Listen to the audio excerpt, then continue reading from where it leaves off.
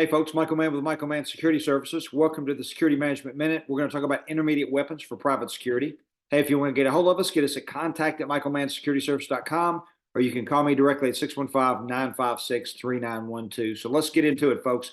Let's talk about intermediate weapons and why they're important. So if you're not deploying an intermediate weapon as an armed guard or even an unarmed guard, here's why they're important. All right, so what are they?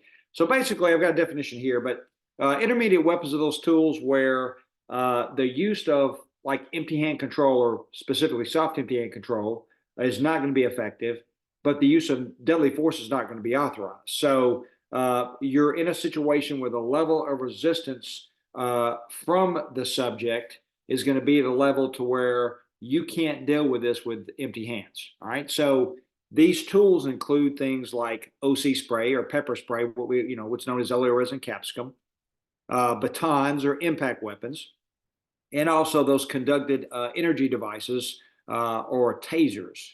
So those are your classifications of your intermediate weapons. Now, the good thing about intermediate weapons is when we start to talk about our use of force model, what some people call our use of force continuum, it gives additional options or decisions based on that level of resistance. So if I don't have an intermediate weapon and I meet resistance from a subject, what I have without intermediate weapons, and especially then also if you don't have training in defensive tactics or some sort of empty hand control, you're going from that officer presence, or that verbal direction, straight to the use of deadly force or that firearm. That's the only options you have.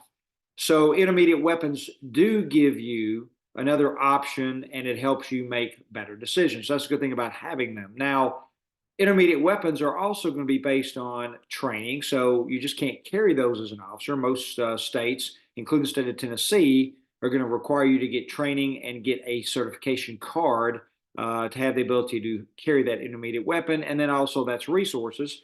So as a private security officer, you're going to have to go out and you're going to have to pay for this if your employer doesn't pay for it already, okay?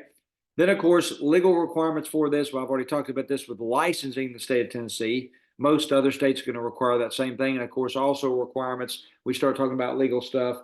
Good idea that you've got like prepaid legal, even if you have insurance, if you're doing contract work on your own. Good idea to have a self-defense plan, because again, intermediate weapons are great, but this is where we start to talk about the use of force. And again, you need to have some protection. So think about the legal stuff, not just the requirements and licensing, but maybe what other extra protection you need, because now these are other force options. Okay, so great for a great tool to have, but just some things to think about and why you would want intermediate weapons. All right, again, you can get us at contact@michaelmannsecurityservice.com. You can call me at 615-956-3912. And remember, folks, it is about prevention, not response.